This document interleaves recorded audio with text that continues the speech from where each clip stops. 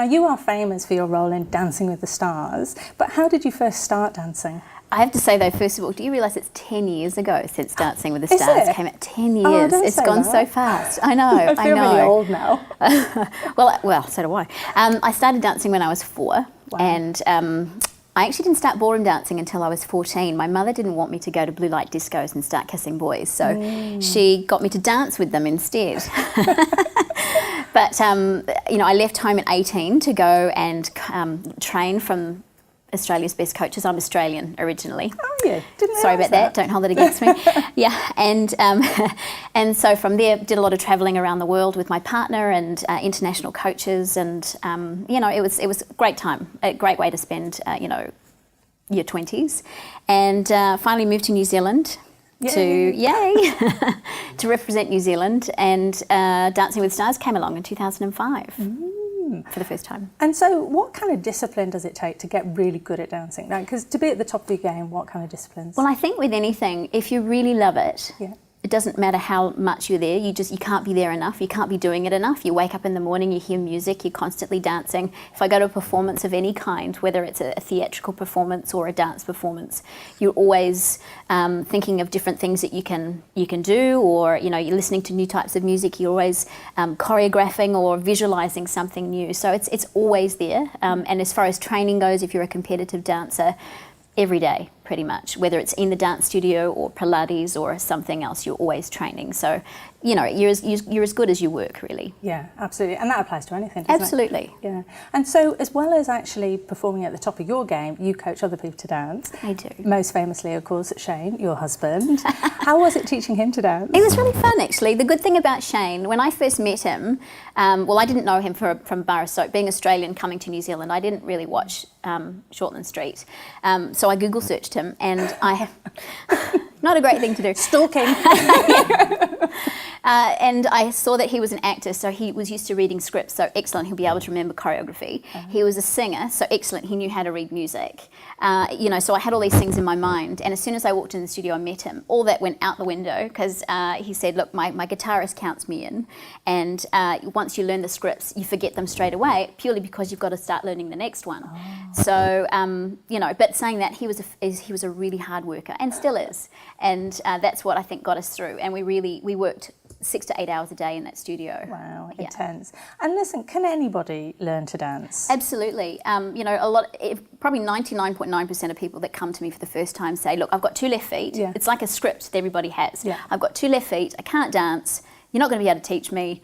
But, to be honest, as long as you find what people enjoy, like if there's a style of music that they enjoy, or if there's a style that they kind of adapt to fairly quickly, it's much easier to pick up the dance moves, and it's actually really enjoyable. Often after the first lesson, people will say, that was actually really fun. Yeah. Because it's, the fear of the unknown is always something that's really daunting, but when you actually give it a go, it's really fun, especially if you're doing it with your partner of choice, with your husband or wife to be, or with a friend or whatever. It's something you can do together and work together.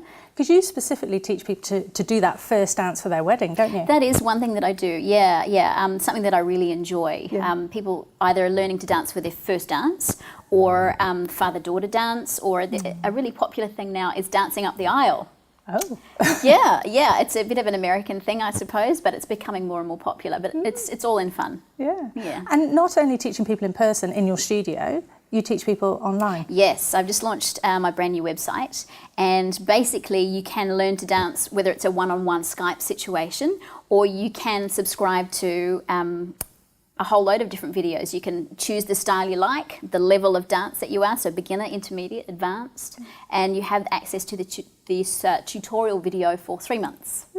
Yeah, so you can learn at your own pace. So what would you say to the person who says, look, I've got 2 left feet, I've got no time, that's another common thing. Oh, look, I travel a lot. What would you say to them about learning to dance? Well, if it's for your wedding, you can't get access to a studio, or if you live too far away, or if you're traveling a lot, you can subscribe and you can learn online. So you can do it from a hotel room, your house, your own studio, your garage, anywhere like that.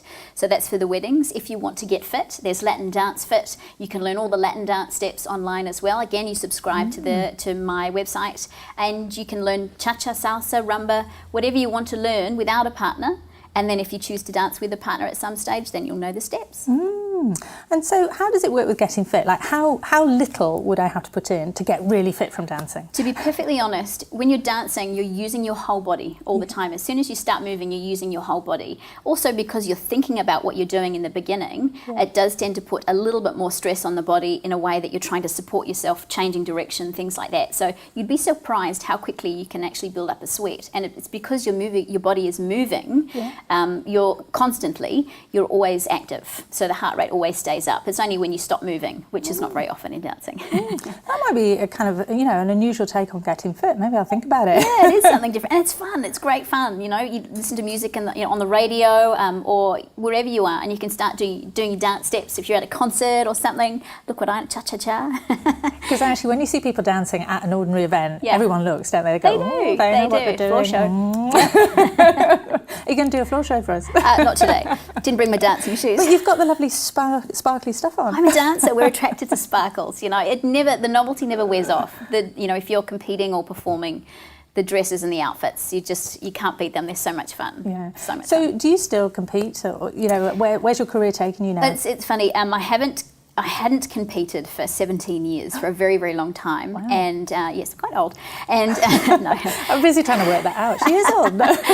And just last year, I took one of my top Latin boys to Las Vegas to compete. And just as something fun, he didn't have a partner, but still wanted to do a bit of competition. So we entered the pro amateur event over there, and we won pretty much everything over there, which is quite a big shock, but it was a lot of fun. And that kind of inspired me to get back into competing myself again. So this year I'm competing professionally, and it's it kind of taught me that no matter how old you are, no matter how past it you think you are, you can always learn to dance or do what you love to do. As long as you love it, you can do it. Good. Hey, I love that. What a great message for everyone. Thank you so much, Nerida. Pleasure. Thanks for having me.